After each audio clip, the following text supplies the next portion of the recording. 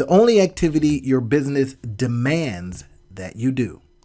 Next up on the Two Business Guys Mastermind. This business podcast, the Two Business Guys Mastermind, uncovers for you secrets and share tips and tricks to entrepreneurship as they mastermind on how to have startup, operational, and overall business success so that you can go on to get better results. Enjoy. Rob, hey man, I love when we start talking about counter narrative stuff, but that didn't come from me, y'all. That came from yeah. So counter narrative, when when people have in their minds one thing and you're telling them another, they've got something else running in the background, right? But when we start thinking about revenue generating activities for people's businesses, counter narratives are running rampant. And that's what we want to talk about today, everybody. Hey, welcome to the show. Rob and I are rested up and we're ready to go. We are noticing all this activity people are doing in their businesses, and we've been challenging folks, right? And that last week, Rob, I told a couple of people in class, I says, listen, I want you to think about the activities that you're doing and ask one question. Does this drive revenue into my business? Is it an income producing activity? If not, stop. Full stop. Plain and simple. Does this activity, whatever it is I'm getting ready to do, drive revenue? So, and it really made me feel really good when we heard a student come back and they were talking about they did revenue generating activities and got results, right? Looking at the class, nobody else is doing revenue generating activities, doing all kind of other stuff. But this one person that said, I did on purpose, specifically revenue generating activities and got results. So this is what we're talking about today, everybody. So we're going to get into what these revenue generating activities look like, why they're important, if you don't already know, and what is the counter narrative that's rolling around in your head that keeps you from getting into them, right? Doing these things. So Rob, what would you say is what you're noticing people doing outside of the thing they should be doing for their business? Right. I mean, that list is endless, right? Having meetings, and not sales meetings, but just meetings with people or doing research. This is my favorite one. People are on YouTube doing endless amounts of research, watching about the same things, but not implementing the things that they're learning, because they want to make sure that they understand, right? What's another big one? I think one that definitely comes to mind is planning, not implementing. Right. So they're making huge plans. They're talking about what they're going to do 3 years from now, 5 years from now, 10 years from now, which sounds amazing. But then that's what they're doing today is planning. And while all of these things are good things to do, it's interesting. I know for me, they were often things that I did when I was afraid of getting out and doing the real work that's necessary, and specifically afraid of the rejection, afraid of people telling me that the idea wasn't good enough, or afraid of asking people to buy whatever it was that I was selling and them saying no. And so I would try to, right, and we've talked about this before, I'm a recovering perfectionist, right? And so I would try to get it perfect before I put it out into the world. I would try to get it so that it was definitely going to work before I put it out into the world. And the problem with that is it smacks of hubris, right? We think that we know, even though we've never sold a thing, or we haven't sold a whole bunch. Even if we sold a couple, you sold to a couple of your friends and your family, and right. And then we come to it thinking that we know the market and we know what's going to work. And it's the exact opposite. The whole process in the beginning is learning the market. But most people don't do the work that they need to do in order to learn. And like, I get it, that I live that life. It is a tough pill to swallow, especially for those entrepreneurs that come to entrepreneurship from being good at whatever it was that you were doing before you came to entrepreneurship, because it is a hard humbling experience to go back to the bottom of being a novice and not being good at what you're doing. And, you know, I do this a lot, Rob, you know, reinventing, trying new things. I'm probably in life, probably on the fourth new thing, trying something, right? Doing something that I had, you know, no knowledge of, like zero.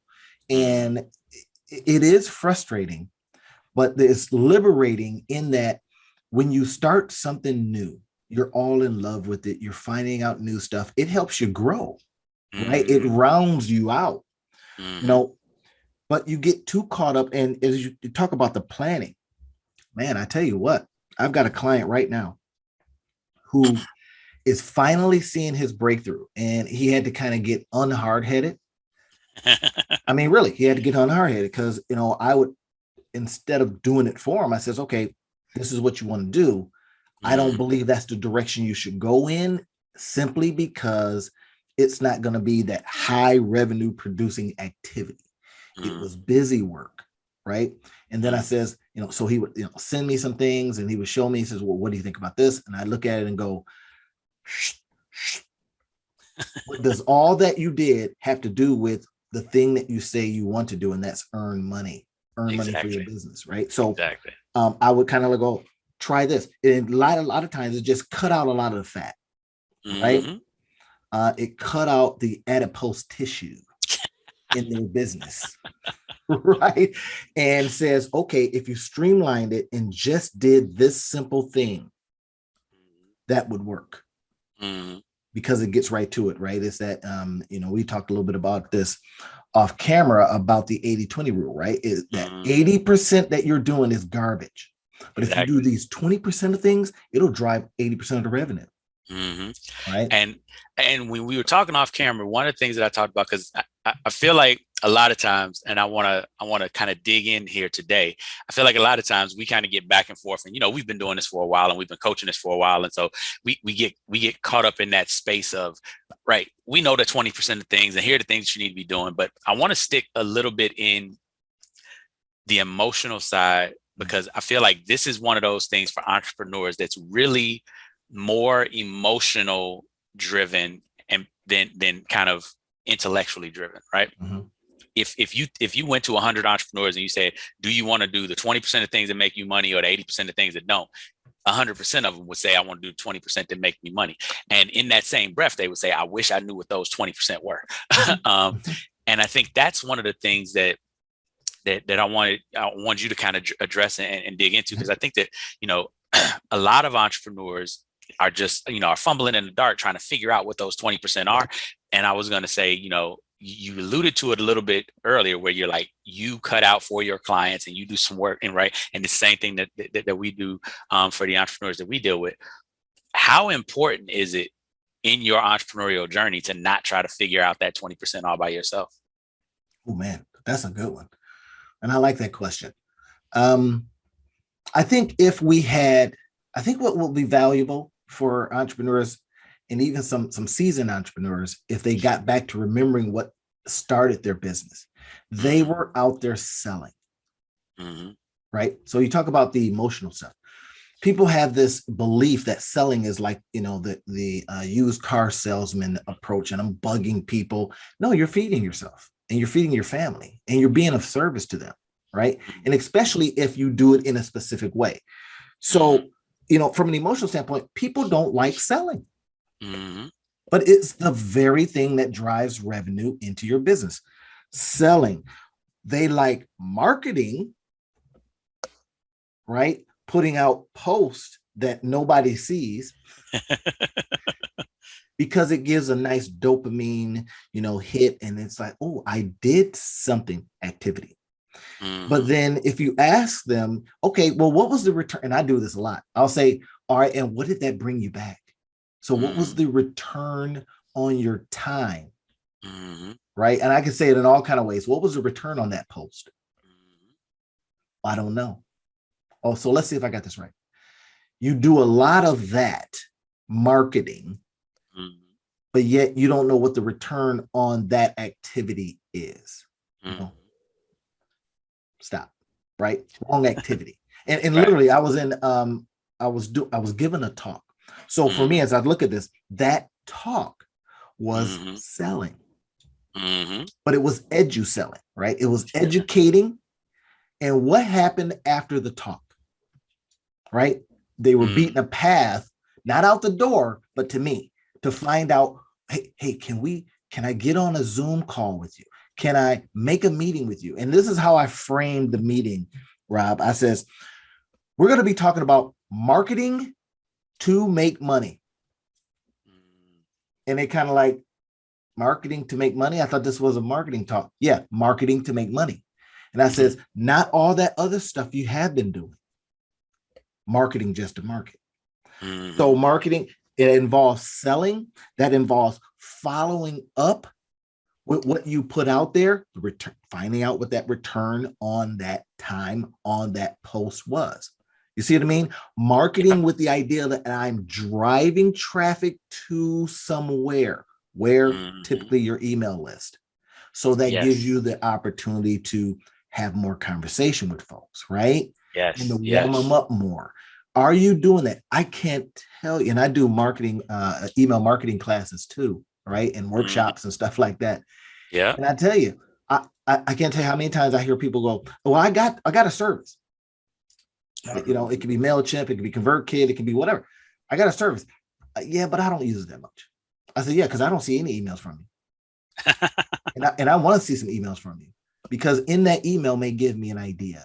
In that Mm. email, because if you're being of value, but that's one of those activities that will return you the income that you want, but you just got to get there. What other map are you running that says, I don't want to do that?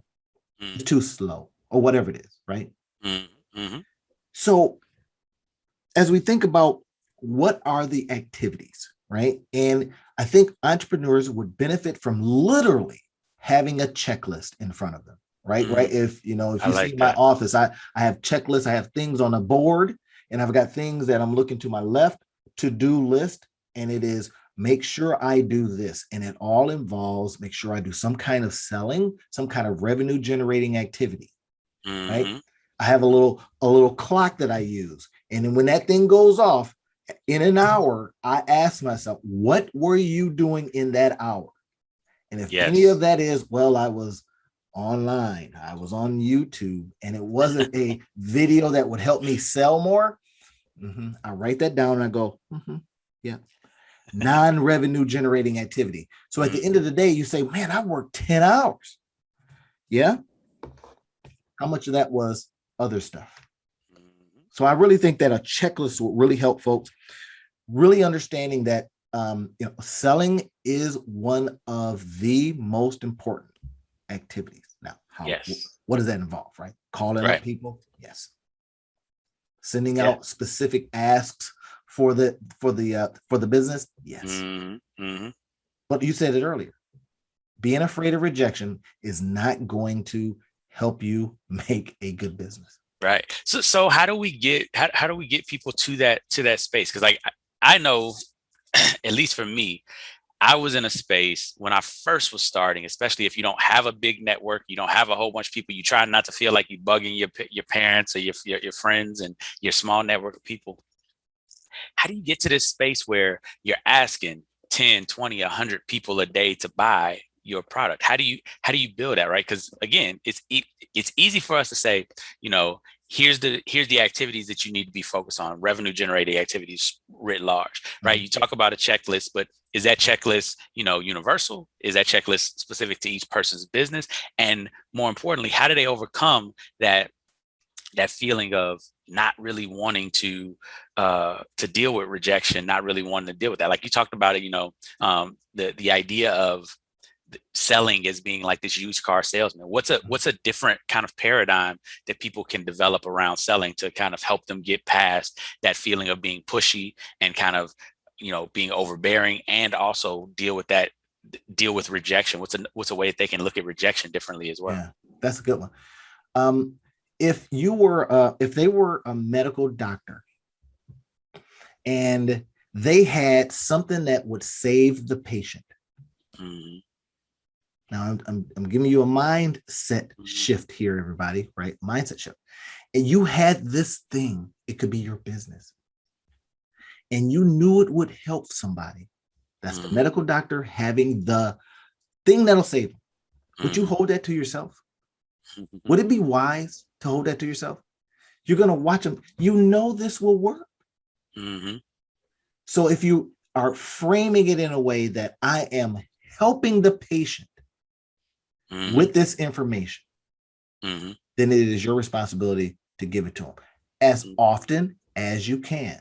I right? like that. I get this question oftentimes in email marketing when I'm doing the workshops. They say, how often should I be emailing folks? Right? Because again, they're worried about bugging them, right? They can always unsubscribe. Yeah.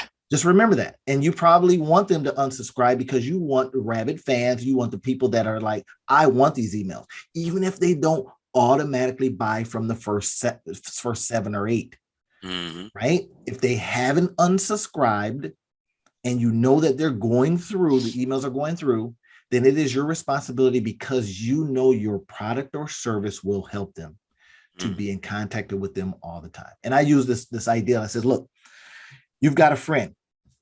You know, I'm going from medical doctor with good information, patient, to now friend.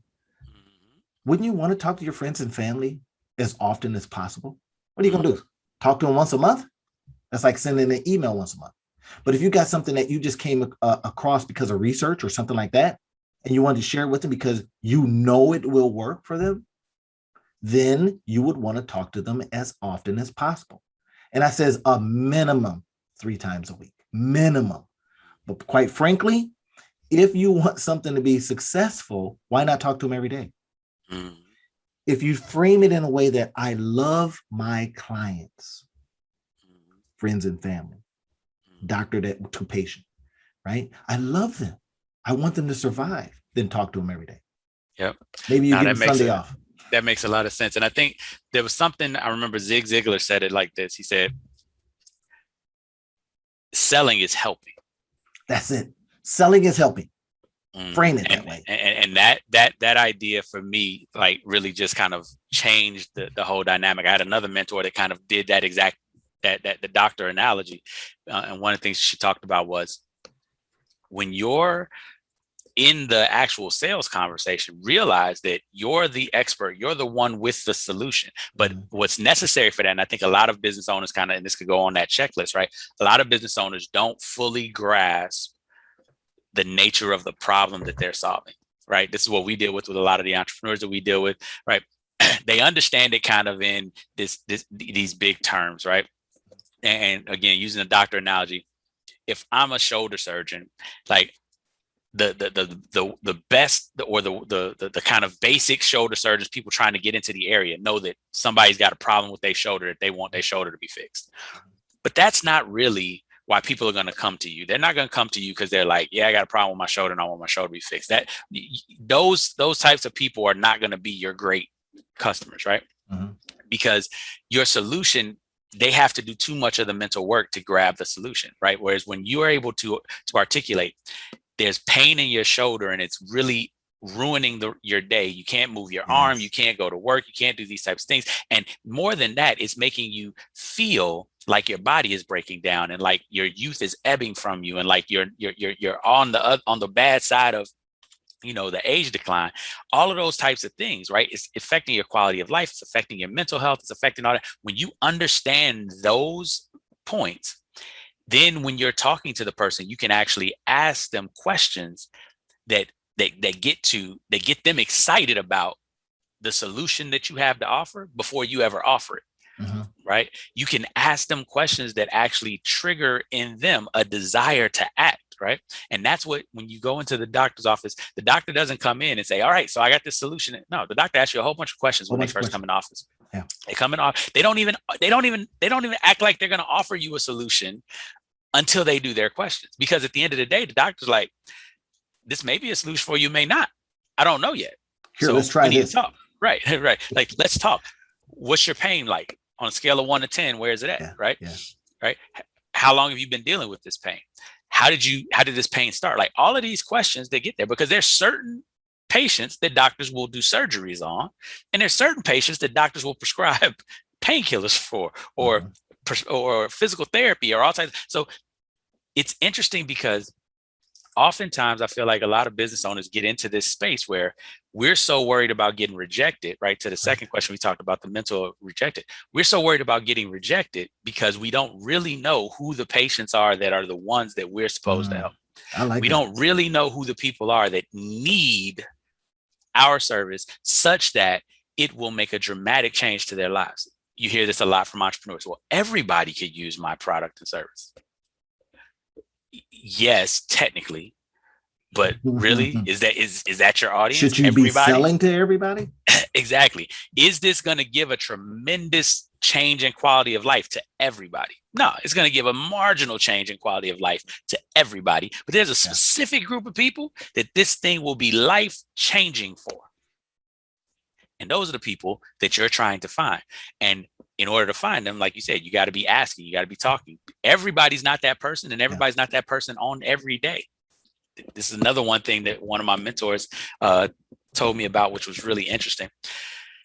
He said, if you had 100 people who were your ideal customer, right? They have the problem that you are that you solve. If you had 100 of them in a room and you gave them a pitch of, you know, you talked about the problem, you talked about the solution, you did all the stuff you're supposed to do, great marketing. Of that 100, 3 of them will be ready to buy that day. And I was like, wait, what? He was like, yes. Of 100 people who are your ideal client, on any given day, 3% are ready to buy on that day.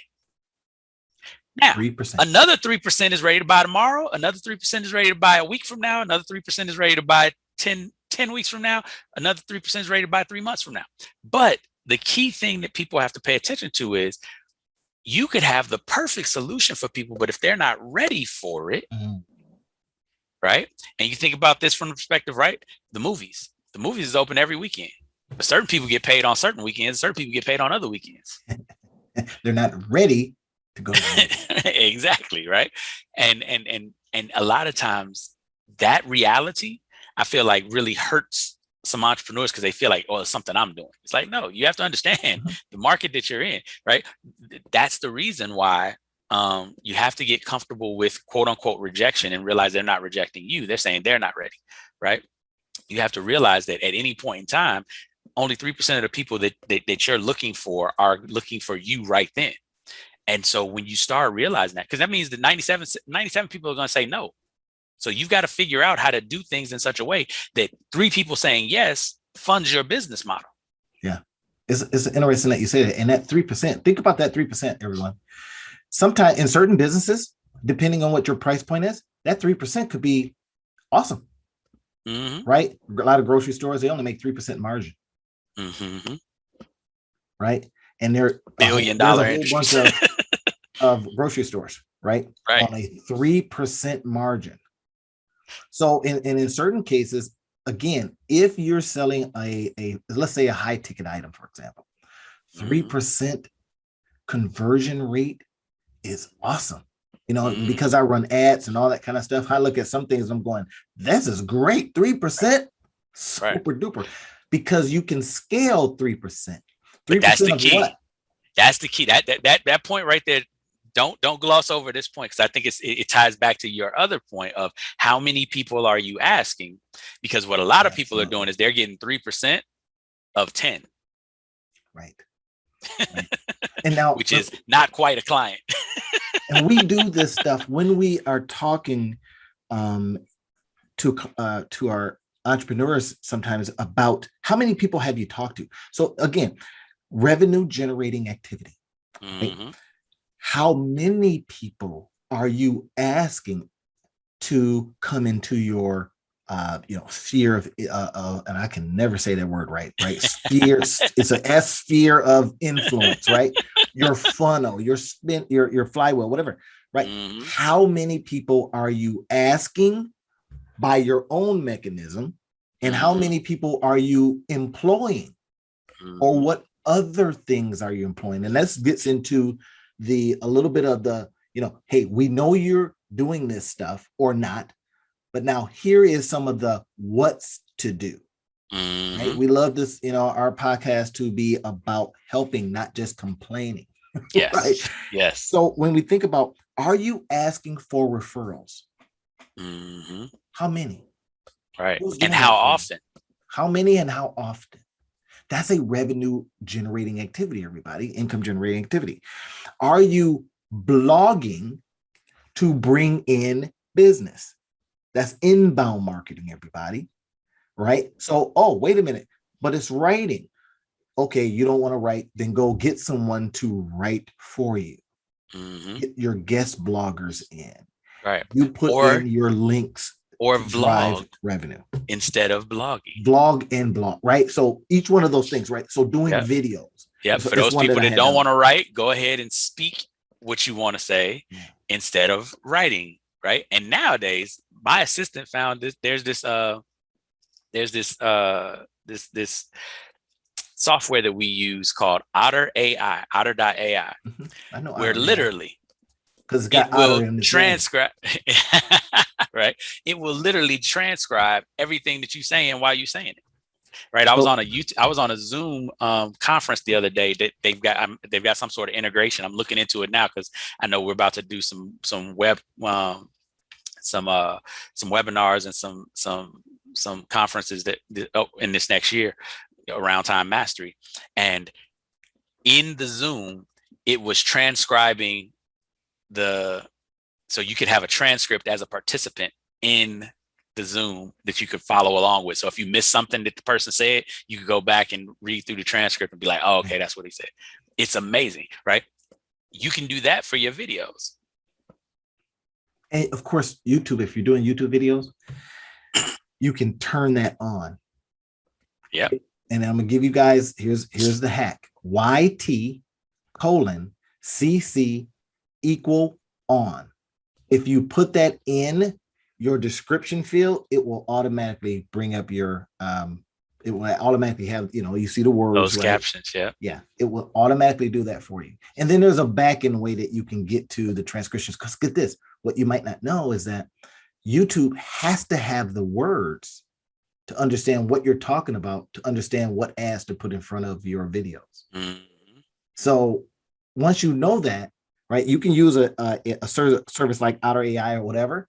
But then if you're vlogging, like Rob is talking about, again, think about this revenue generating activity. So I'm vlogging with the idea of, and this, we're getting ready to drop some gold in your pocket. So I hope you brought pockets, right? Or you bought something that you can pick up this gold we're getting ready to drop to you right now.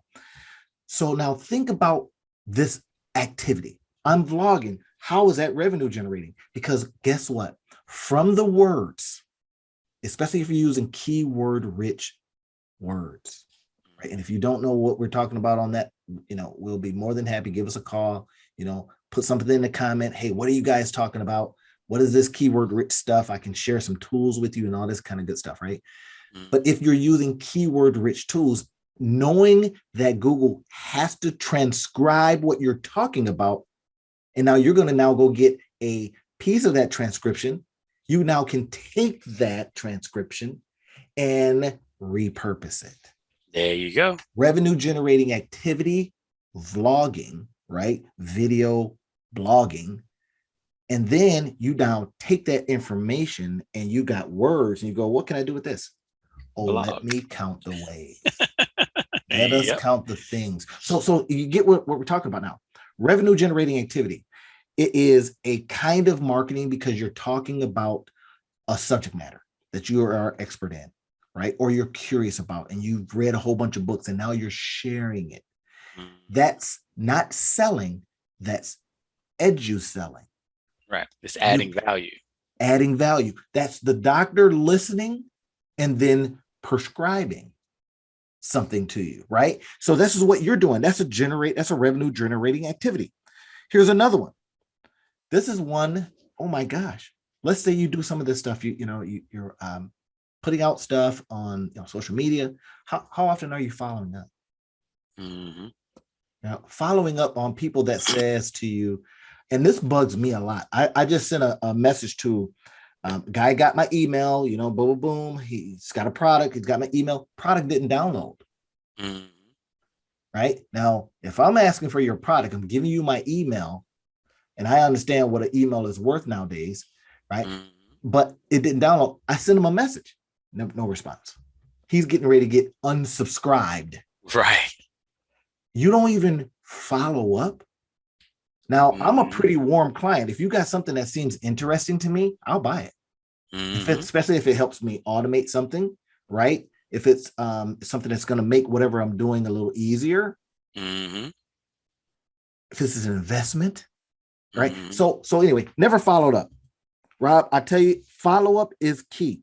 Yes. Right. So now this is checklist stuff, right? Money is in the follow-up. Asking for referrals, vlogging to get the information to people and back to you so you can repurpose it in a variety of ways. Mm-hmm. Mm-hmm. Right. Are you thinking about your pricing? Do we get this a lot? Hey, that price is too low. Have you reviewed your prices? Well, I don't want to. You don't want to what? Right. You don't want to eat? Right. You don't want to have a successful business? Then reviewing prices and determining if the market is sensitive enough to them is a revenue generating activity. Yes. Right? Yes. So now we talked a little bit about that. Really quickly, go back and because you gave a little snippet, a little key that you ran over real quick, and I wanted to make sure that everybody got that quote. You said the YouTube code for embedding your CCs and your transcript was YT colon something. What was that? YT colon CC equal on. You put it just like that, right? YT colon CC equals on. And where do they need to put that? In the description title? field. Oh, in the description field. Yep. Okay, gotcha. If you put that in the description field, then that video will automatically show the words. Now, here's what's funny. When I'm watching videos and I see that, I read the words. Yeah. It's amazing. I don't, because you want, and this is to what you said earlier. The doctor says, hey, you come in and they ask you a question. What is your level of pain right now? Mm-hmm. Right? Because that's like asking, what's your level of seriousness to get this solved, to accept what he's getting ready to tell you next. Then what do you want when you go in? Oh, I want surgery. No, I want this pain to go away. Exactly. I want this because you said, hey, it's affecting my, I feel my body is breaking down. So that becomes this one issue is causing all of these other issues. Exactly. Affecting your self-esteem. My body's breaking down. I'm getting older, blah, blah, blah. I'm in pain. So the doctor says, well, how badly do you want this fixed? That's why a lot of people, I think, resist going to physical therapy. That's like us as consultants are going out there saying, okay, do this. And they're going, because they want it to go away right away. Exactly. Right? And Rob, do we have clients that's, I know you do, because I do. They're like, I just want the outcome of that. I says, right. Oh, would you like me to do it for you? Because doing it for you versus DIY is a different price. Yes. But, and here's the thing though, I always laugh and we go along and, we talk about that, but I think it's something that people need to be aware of as well. You don't want to, don't shy away from it just because it means that it's a higher, that it's price, that it's cost, because something that people don't realize is the value of their time, not just doing the thing, but the value of their time learning the thing. And oftentimes it's better for you to have somebody that can do it and do it well, and to pay that money to get it done well, instead of you spending 10 hours, 15 hours, 30 hours, 50 hours trying to learn this and do it poorly. Right. When it's not something that you have a passion at doing. Right. A lot of times people are really not great at estimating the value of their time in their business. And I want to, and I push back, because this is something that I had to overcome as well. I remember like it was yesterday, right? Now, mind you, I teach people how to delegate. So it's not as if I don't have this skill, right? But in my business, one of the things that I was looking at, and this is where a lot of beginning entrepreneurs struggle, because you're looking at, well, I don't have a lot of money for this, and I don't have a lot of money for that. And the thing that I would look at was, instead of going and finding somebody and hiring somebody that was an actual done for you service, a service that says, here's what I'm going to do, and this is what it's going to get you. This is the level of standard that I'm going to be doing it at. And here's the understanding. Here's the recommendation. Instead of being willing to pay for that, right, and to calculate how many hours is it going to save me? How long do I think it's going to take me to learn how to do this thing? How long do I think it's then going to take me to do it and implement it, and then to get that result? And not just in, kind of days, but in actual man hours. You will find that a lot of the stuff that you're hiring people to do might take you 50, 60, 100 hours. And if you were just getting paid at $20 an hour, now you're talking about $2,000. Right. If you value your time at $50 an hour, that same 100 hours is now worth $5,000 for you.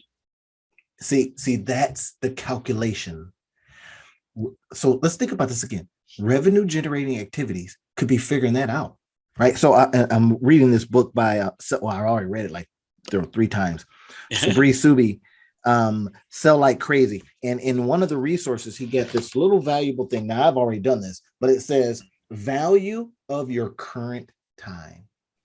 Y'all see that calculation? And now you see what else he has here.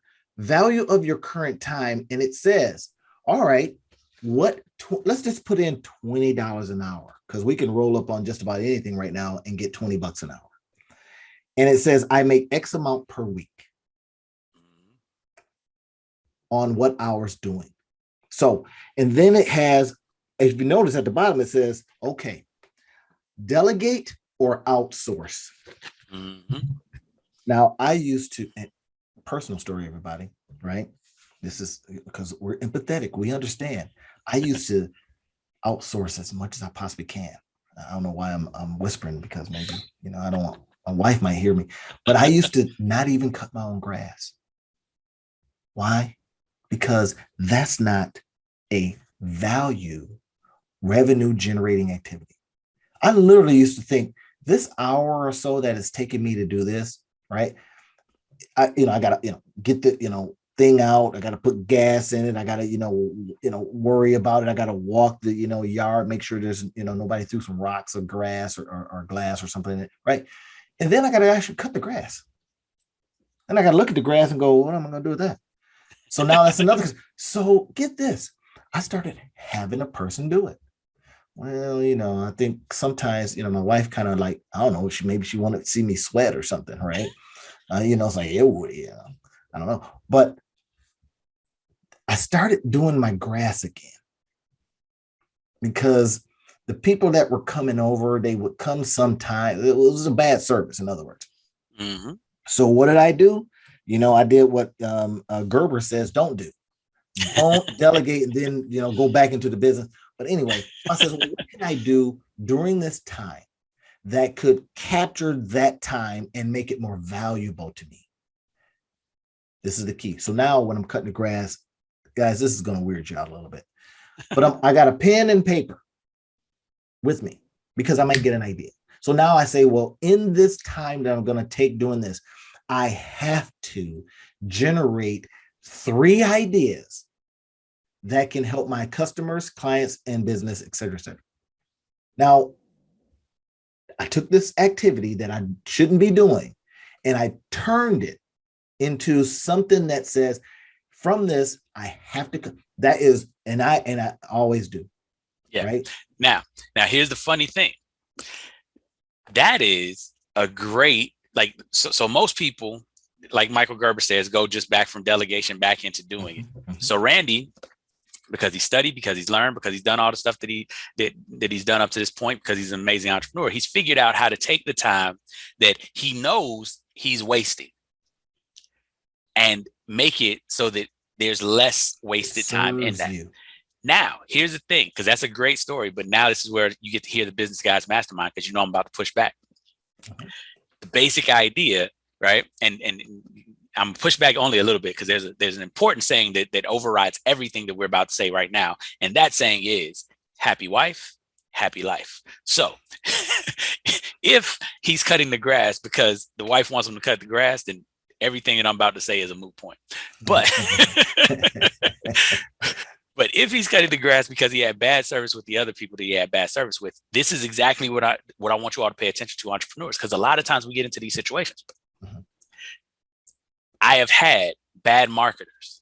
I've had people come in that were going to try to do something for me and they got nothing, right? Because they were still learning and they talked a good game and they marketed really good for me, but they weren't able actually to market our business. And I've had the experience of saying, well, okay, I guess we got to do it in-house. We got to do all the marketing ourselves. But I've sat with Randy because Randy is a phenomenal marketer. We got another friend of ours, Chris Mathis, who's an amazing marketer. And so we've sat at lunch a number of different times and they're like, well, you just got to do this. You got to do. I'm like, y'all don't understand. I don't like marketing, right? So for all you entrepreneurs out there who don't like marketing, I feel you. I understand your pain. My pleasure, my sweet spot, my zone of genius is in teaching, training, and building, right? Helping people to be better, taking my team and making my team better, taking other people's teams better. It's not in the marketing piece. However, if I had gone and gotten jaded by the couple of experiences that I had with bad, and not even bad marketers, but just marketers that weren't for me, marketers that couldn't do for me what I needed to be done for me, the amount of time that it takes me to learn and to implement and to do all of that, because I focus so much of my time on customer fulfillment, on implementing trainings and teachings and all the rest of it. It literally slows my business down when I get in the weeds of marketing. You're the bottleneck. Yes, sir. I become the bottleneck. So instead, and this is where it applies to your current grass cutting fiasco, right? If you think about it, how often do you have to cut your grass during the summer? Once a week, once every 2 weeks? 1.5 weeks is getting tall. Yeah, but Exactly. I can stretch it to 2 weeks.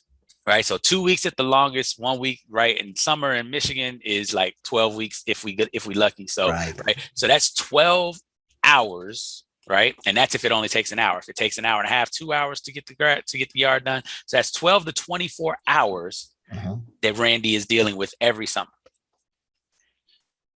How long would it take you to go through your Rolodex of lawn care services to find another suitable lawn care provider? Absolutely. Yes, sir. Maybe a half hour, maybe an hour, right? And let's say they come and let's say you got to go through 3 of them. So 3 weeks, you get your grass cut every week and you've got to go through 3 different services. That took you all of probably an hour total to deal with all 3 of those. But now you find your third one that you like and they're cutting your grass for the rest of the summer. That's 9 weeks. That's 9 hours that you get back. Right. So you spent 1 hour to get 9 back. Gold nugget drop. Right. And to Rob's point, if you are enjoying a specific activity, that's one thing. Yes. Right. It's like, this is the thing that gives you pleasure. You know, I had to come up with all kind of tricks in order to get me to do this again.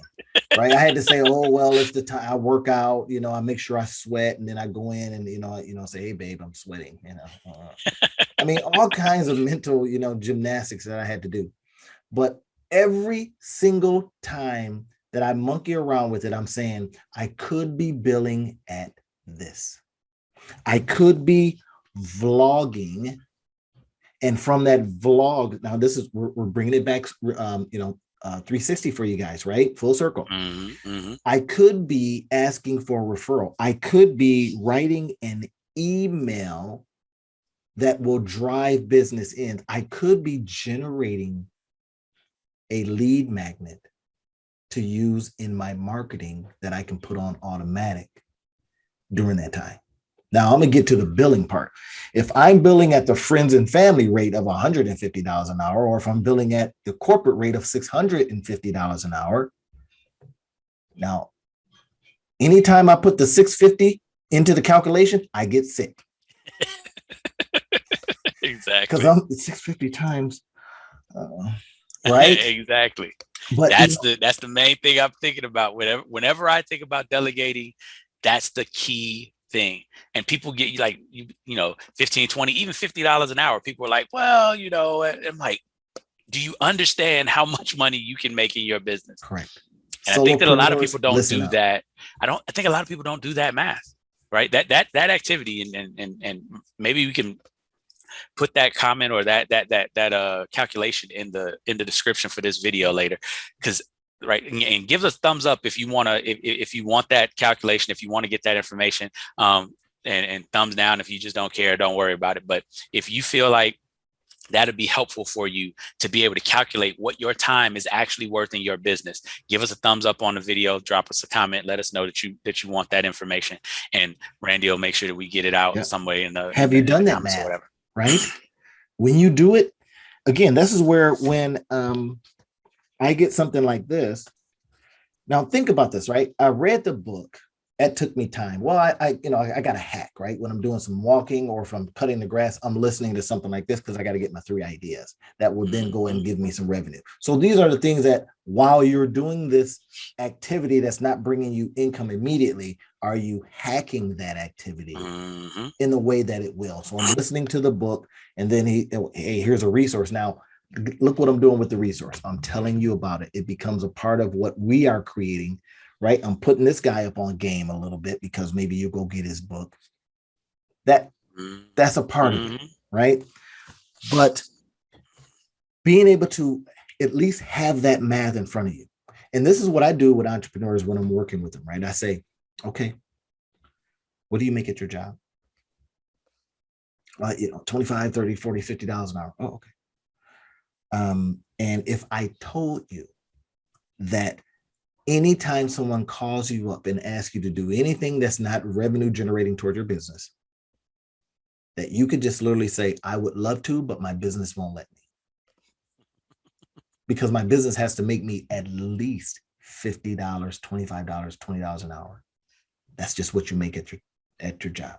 Exactly.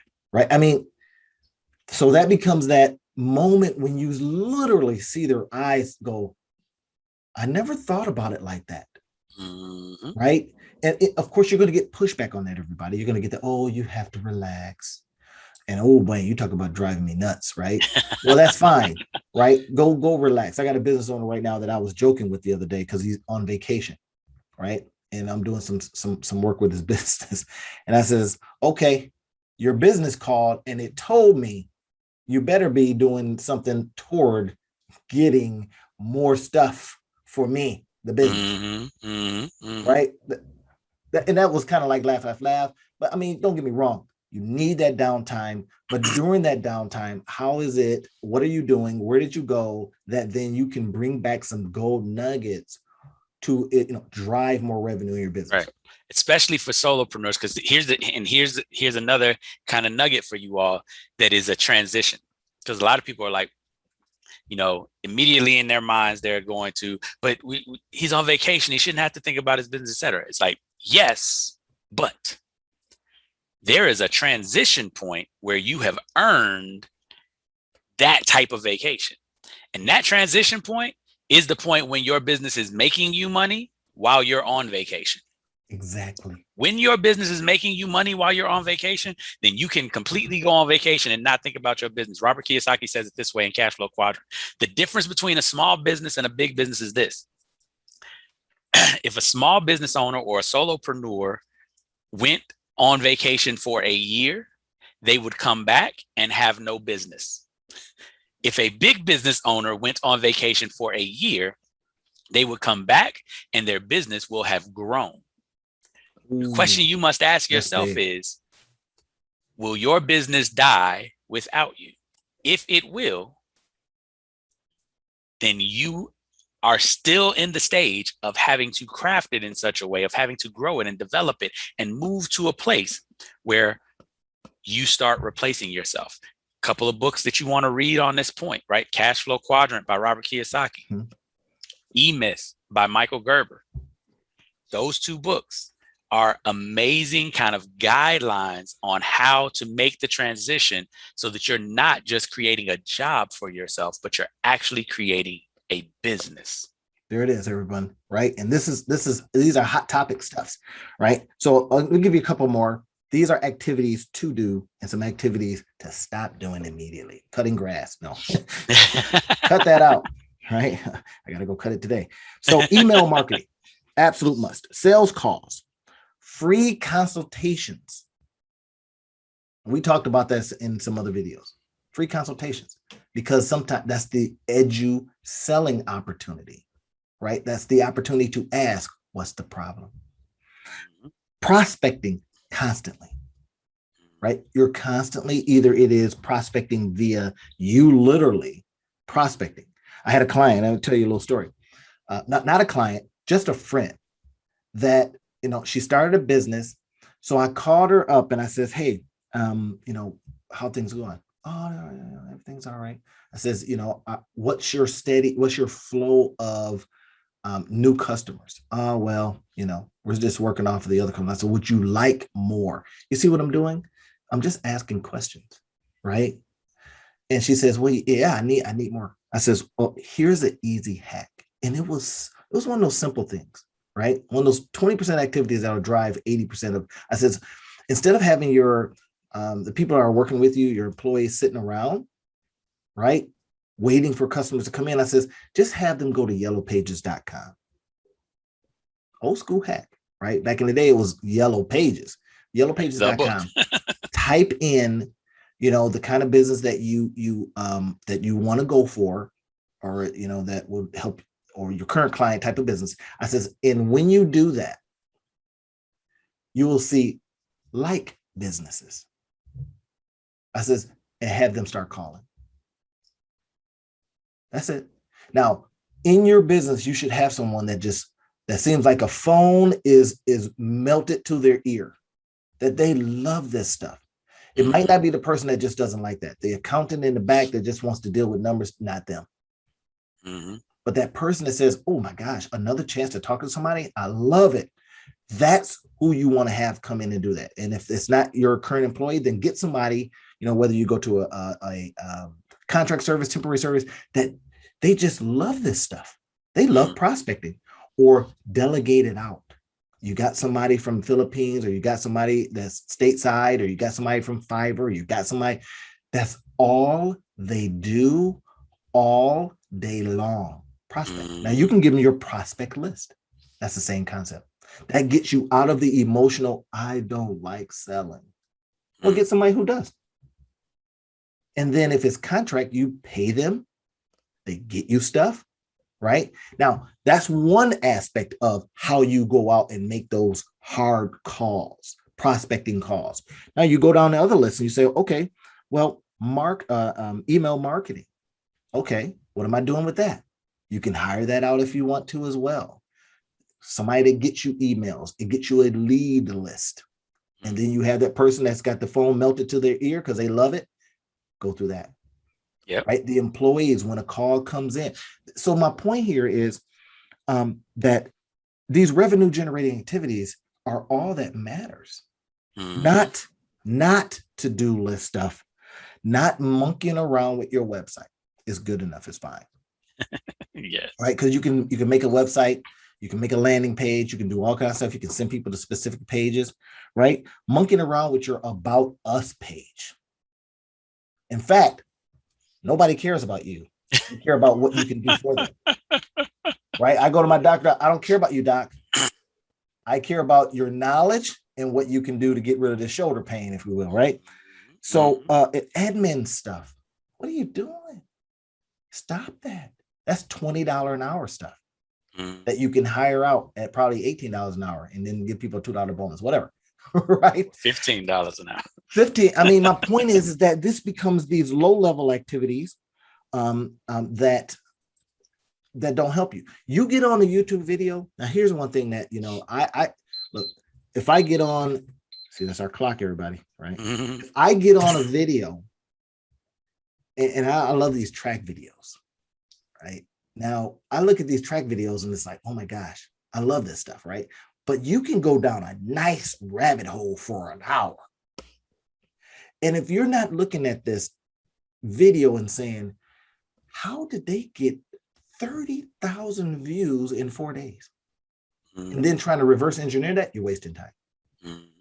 Now, if you're looking at this going, I want my video to get 30,000 views because I got links in the description field of things that I believe will help folks, links to my email marketing service so that I can continue to help folks, links to a product that you are selling, and because they loved your video so much that they're going, I'm buying that from that person.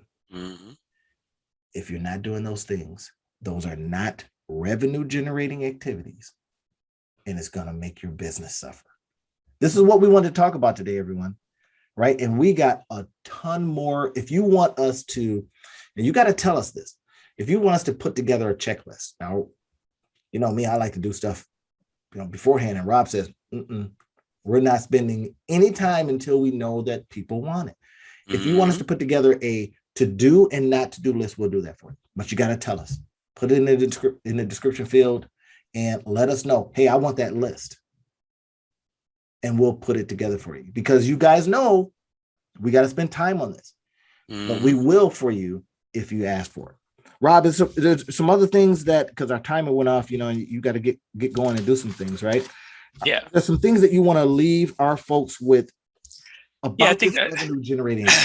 I think the biggest thing is just to remember why you're in business, what your purpose is, and to mentally understand that what you have has value, but you have to be able to articulate that value first to yourself, then to your clients.